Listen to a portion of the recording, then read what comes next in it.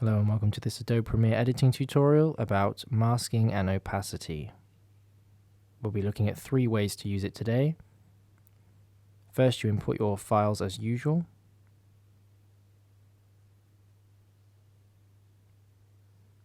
Right, our first video will involve our 3 people. Ollie in the green there will press his watch and cause Sean and Lewis, the other 2, to freeze when he does, so as if he's stopped time. So what we'll need to do is find a way to get both Sean and Lewis to freeze still when he presses the watch. What we do is put 2 copies of the file on top of each other and pause one of them, like this. Once you've done that on the top layer, you can see all you see is the pause layer. Then we go to opacity, and we can use the box here. Just make sure we just get Sean and Lewis.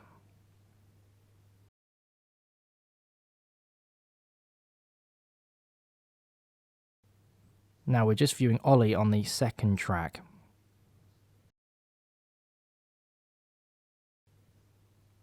Now what you do is you turn the opacity down to 0 and keyframe it, and then when he presses the watch,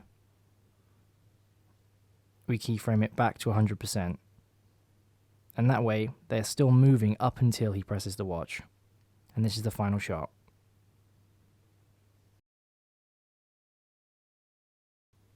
Our next one is that we want a picture of Sean without Ollie in the background. We have 2 pictures, one of Sean and Ollie, and one of just the background. We do take our opacity, and we use our masking tool. Make sure to zoom out so you can select around it. And we draw around Sean. To do this on a video, you would have to do it every single frame.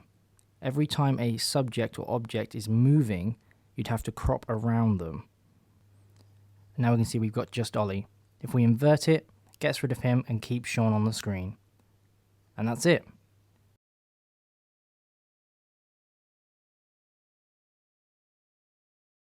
Our final shot is of a pan between 2 different scenes.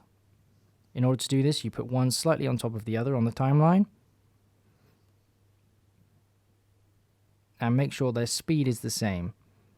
Both these pans were filmed at different speeds, so you need to match them up. You may not have to do this.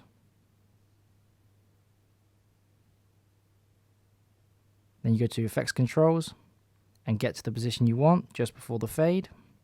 Go to Opacity, keyframe it, and go to 0. And then on the other one, we keyframe it at 0 to start with, because it will appear. And then go to the end and to 100%. And there we have it. And this is what you end up with.